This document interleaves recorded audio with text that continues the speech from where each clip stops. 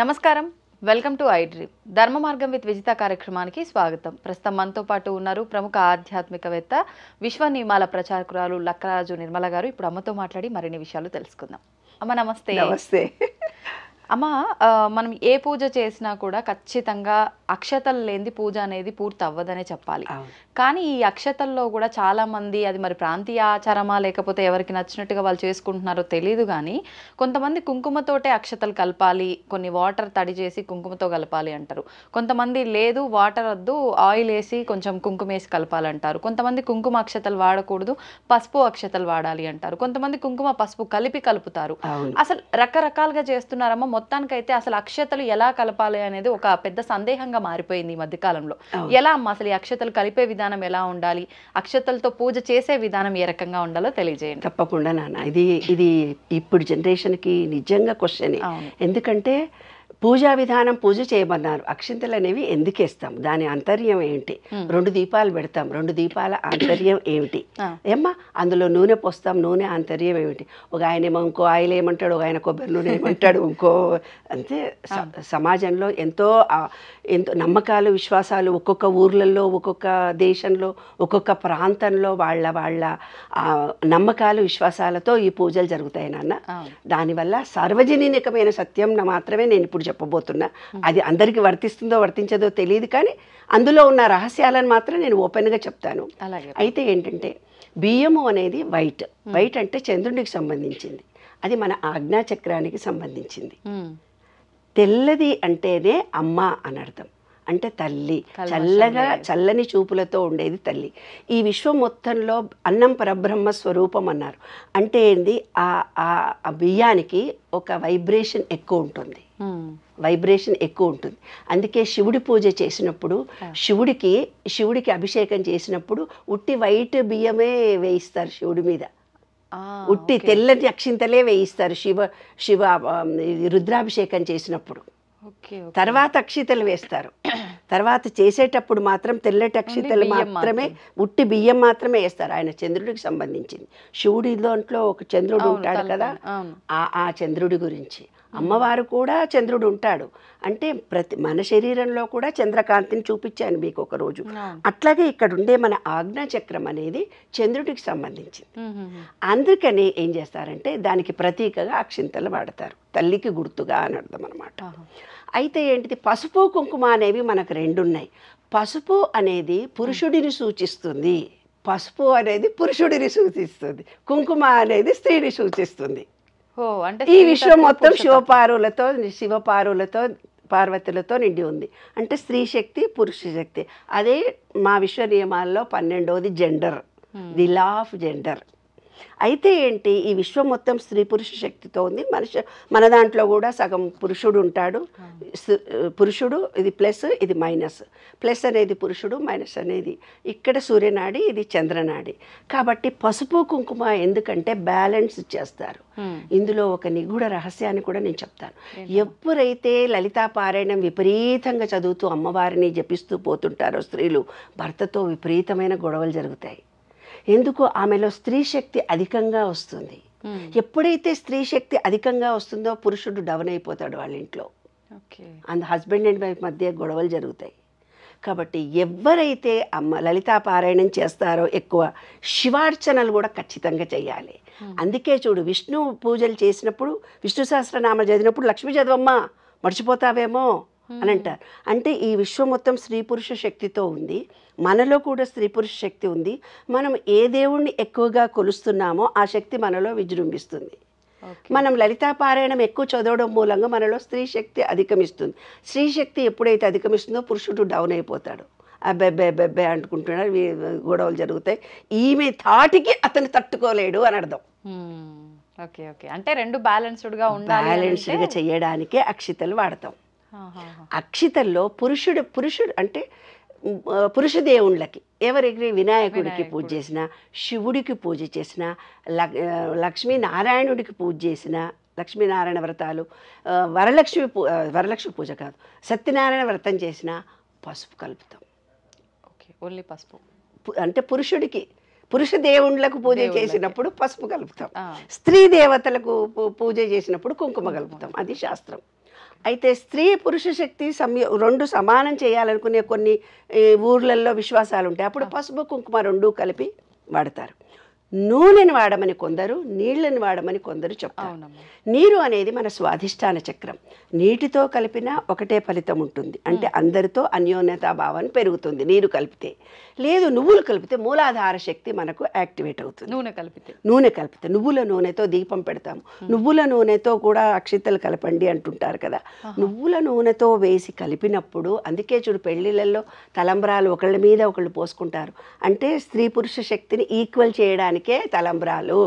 అక్కడ పసుపు అక్షతలే కదమ్మా, పసుపు అక్షంతలే. అంటే పురుషత్వాన్ని పెంచుతారు. ఎక్కువ కూడా కూర్చొని పెడతారు కదా ఇక్కడ డామినేషన్. కుర్చీలో కూడా ఎక్కువ మామూలుగానే హైట్ ఎక్కువ ఉంటాడు మగాళ్ళు, అయినా సరే పెద్ద పీట మీద కూర్చొని పెట్టి ఆయన మీద అక్షంతలు వేయమంటారు. అవును. అప్పుడు తర్వాత అప్పుడు దానికి ముందే కొంచెం ఈక్వల్ గా సీట్లు వేస్తారు. ఇప్పుడు ఈ మధ్య వేస్తున్నారు.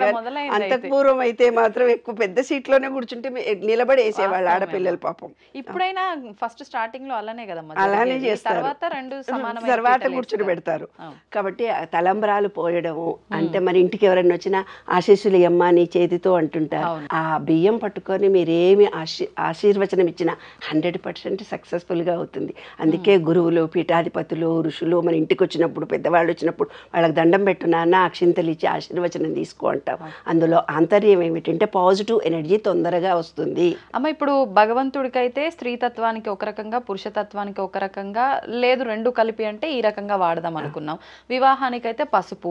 మరి ఇప్పుడు ఇంకా కొన్ని అంటే ఫంక్షన్స్ జరుగుతూ ఉంటాయి, శారీ ఫంక్షన్స్ అని, లేకపోతే పిల్లల స్త్రీలకు అవన్నిటికి కూడా కుంకుమనే. అంటే మనం ఇక్కడ స్త్రీతత్వానికి పురుషతత్వానికి అక్కడ ఏమీ లేదు, ఓన్లీ కుంకుమనే. ఎందుకంటే సక్సెస్ఫుల్ గా జరగాలంటే శక్తి కావాలి. శక్తి లేకపోతే పూజ జరగదు. శక్తి అంటే అమ్మవారు. పురుషుడు ఎప్పుడైనా కొంచెం నేను స్త్రీ శక్తే ఎక్కువ. అందుకే నేను ఇందాక చెప్పింది, లలితాపారాయణ ఎక్కువ చదివిన వాళ్ళకు స్త్రీ శక్తి అమోఘంగా వచ్చి అనే శక్తులు పెరుగుతాయి. అందుకని పురుషుడు డౌన్ అయిపోతాడు. అందుకనే ప్రతి దాంట్లో కుంకుమనే ఎక్కువ వేయడం ప్రాధాన్యత. అమ్మ మరి ఇప్పుడు అక్షతలతో పూజ చేసేటప్పుడు కూడా ఖచ్చితంగా అక్షతలు ఎంత పొదుపుగా మనం గనక పూజలో వాడితే అంత ఉత్తమము అని అంటూ ఉంటారు. కాదు నాన్న, కొన్ని అక్షింతలే కలుపుకుంటారే బాబు. అవి పూజల్లో అష్టోత్తరం చదువుతున్నప్పుడు కొన్ని వేసేసరికి అయిపోతే మళ్ళీ కలపాలంటే మళ్ళీ వెళ్ళి కలుపుకొని రావాలి. అందుకని రెండు వేసినట్టుగా మరీ కిలోలు ఎక్కువ తక్కువ వేయకండి అని చెప్పడం. తర్వాత ఏం చేస్తాము, 2 దీపాలు పెడతాం. 2 దీపాలు పెట్టడంలో తాటక ప్రక్రియ. అంటే మన బాడీ అంతా డల్గా ఉంటుంది పూజ చేసుకోవడానికి ముందు డల్గా ఉండకుండా అగ్నిహోత్రం అంటే నువ్వుల నూనె కానీ నెయ్యి కానీ వేసి 2 దీపాలు వెలిగిస్తాం. అంటే ఇది ఒత్తులు మన చేతితో ఇలా చేసి 2 ఒత్తులు వేసి వెలిగిస్తాం. అంటే 2 కళ్ళకి ఆ 2 జ్యోతులు వెలగడం మూలంగా ఆజ్ఞాచక్రంలో ఏమైనా బ్లాకేజెస్ ఉంటే ఓపెన్ అవుతాయి. మన మణిపూరక చక్రంలో డైజెషన్ కెపాసిటీ ఎప్పుడైతే ఉండదో అటువంటి వాళ్ళు పూజా గదిలో చాలాసేపు కూర్చుంటే అందుకే మన బొడ్డు కింద చీర కట్టుకోవాలని శాస్త్రం. ఆ బొడ్డుకు వెలుతురు దీపం వెలుతురు మన బాడీకి తగిలి డైజెషన్. ఎందుకంటే స్త్రీకి వాతతత్వం తొందరగా వస్తుంది, అంటే వేడి తత్వం చాలా తక్కువ ఉంటుంది అన్నమాట. డెలివరీ టైంలో, పీరియడ్స్లలో హార్మోనల్ చేంజెస్ వల్ల మనకు వాతతత్వం ఎక్కువ. అందుకే మోకాళ్ళ నొప్పులు తొందరగా వస్తాయి, కూర్చుంటే లేవలేమని ఒక డెలివరీ తర్వాత కాగానే వీక్ అయిపోతారు ఆడపిల్లలు. దానికి కోసం అగ్నిహోత్రుడికి దగ్గరలో, అగ్నిహోత్రుడు అంటే హోమాలు చేయడము అనుకుంటారు. హోమము అనేది మన బాడీలో జరిగే హోమమే. అది కూడా అది వేరు. 7 యజ్ఞాలు జరుగుతాయి మన బాడీలో 7 యజ్ఞాలు జరుగుతాయి రోజు. అదే అగ్నిహోత్రం అని భగవద్గీతలో చెప్పారు. ఇప్పుడు వీళ్ళు ఏమనుకుంటారు, బయట చేసే హోమము ద్రవ్యాలు అని అనుకుంటారు. కాదు, మనం రోజు ఒక యజ్ఞం చేస్తూనే పోతుంటాం. అది 7. ఇంకో సందర్భంలో నేను చెబుతాను. ఇప్పుడు ఏమిటిదంటే, ఇప్పుడు 2 దీపాలు పెట్టి చూసినప్పుడు 2 కళ్ళకి ఆ వెలుతురు జరిగి మన మణిపూరక చక్రము, ఆజ్ఞాచక్రము ఓపెన్ అవుతాయి. తర్వాత 2 దీపాలు పెట్టిన తర్వాత ఫస్ట్ పసుపు కుంకుమ 2 దేవుళ్ళ మీద వేస్తాం, అవునా? తర్వాత గంధం వేస్తాం. గంధం వేయడంలో ముఖ్య ఉద్దేశం మన మూలాధార చక్రం యాక్టివేట్ కావడానికి గంధం వేస్తాం. గంధం తర్వాత నీళ్లు తీసుకుంటాం. అకాలమూర్త్యారణం ఓం శ్రీ కేశవాయ స్వాహ, నారాయణ స్వాహ, మాధవ స్వాహ 3 సార్లు తీసుకో. ఆ నామముతో నీళ్లను తీసుకొని కేశవాయ స్వాహ అనగానే, కేశవ అంటే ఏంటంటే బొడ్డు నుంచి ఇక్కడ దాకా బ్రీతింగ్ ఇది గాలి. గాలిలో మనకు ఎసిడిటీ వస్తుంది కదా నాన్న, ఎక్కడో దబదబ పనులు చేసుకొని వచ్చేస్తాము, ఆ గ్యాస్ అడ్డం పడి ఆకలిస్తుంది ఏం పూజరా అని పరిగెత్తుకొని పోకుండా ఆ 3 చుక్కలు ఓం శ్రీ కేశవాయ స్వాహ అనే ఆ ఒక్క నీళ్ళల్లో ఆ మంత్రం చదవగానే మన హార్ట్లో శ్రీమన్నారాయణుడు ప్లేస్ ఇది, అది ఓపెన్ అవుతుంది. ఓపెన్ అయిపోయి 3 చుక్కల నీళ్లు తాగగానే మన బాడీలో ఎసిడిటీ కిందికి వెళ్ళిపోతుంది. అప్పుడు మళ్ళీ చేతులు కడుక్కొని మనం పూజ చేస్తాం. పువ్వులు వేయమ్మా అన్నారు. పువ్వులు అంటే కాడ తీసి వేయాలి, అది ఆకాశతత్వానికి సంబంధించింది. కాడ తీసి వేసేసి పువ్వును దేవుడికి వేస్తున్నాం. ఎందుకమ్మా కాడ ఎందుకు తీస్తున్నాము అని అంటే దేవుడికి కుచ్చుకుంటుందమ్మా అని అక్కడ చెప్పారు. కాదు, మన విశుద్ధి చక్రానికి సంబంధించింది పువ్వు. పువ్వు కాడ తీసి దేవుళ్ళకి వేయమంటే అందరు కూర్చొని ఆడవాళ్ళందరూ పూలు అన్ని కాడాలు తీసి అతపడేస్తారు. బయటకు వచ్చినాక ఆ అమ్మ గట్ల చేసింది, ఈ అమ్మ ఎట్లా చేసింది అని క్రిటిసిజం చేసి మాట్లాడతాం. స్త్రీలు కానీ పురుషుడు కానీ కాడ లేకుండా పువ్వును దేవుడికి వేసినట్టుగా మృదు మధురమైన మాటలు మాట్లాడాలి. కఠినమైన మాటలు మాట్లాడితే అది గుచ్చుకుంటుంది హృదయంలో అని చెప్పడానికి ప్రతీకతో కాడ తీసి దేవుడికి పూజ చేయమన్నారే బంగారు. అందుకని అది పూజ చేసేటప్పుడు తెలుసుకొని వాళ్ళ నిత్య జీవితంలో ఆచరించాలని పెద్దవాళ్ళు. మనం అది వేరు ఇది వేరు అనుకుంటున్నాం. కాదు, పూజా విధానమే మన నిత్య జీవితము అన్నమాట. ప్రతిదానికి ఒకదానికి లింక్ ఉంది. తర్వాత ఏం చేస్తున్నాము, మంత్రం ఏదో చదువుతున్నాం, ఒక బీజాక్షరాలు చదువుతున్నాం. బీజాక్షరాలు అనేవి మనకి ఎందుకు ఇచ్చినారు అని అంటే మన మూలాధార చక్రం నుంచి స్వాధిష్టాన చక్రం దాకా అన్ని చక్రాలు యాక్టివేట్ కావడానికి. మన సెల్ ఫోన్కు పిన్ ఛార్జింగ్ పెట్టుకుంటాం కదా రోజు, ఛార్జింగ్ అయిపోతే అట్లా మనం పూజ చేసేటప్పుడు ఛార్జింగ్ అవ్వడానికి అనంత విశ్వ చైతన్యంలో ఉండే పాజిటివ్ ఎనర్జీని మన బాడీలోకి రిసీవ్ చేసుకోవడానికి మంత్రాలు. అప్పుడు ఏమన్నారు, వాళ్ళ ఇష్టం.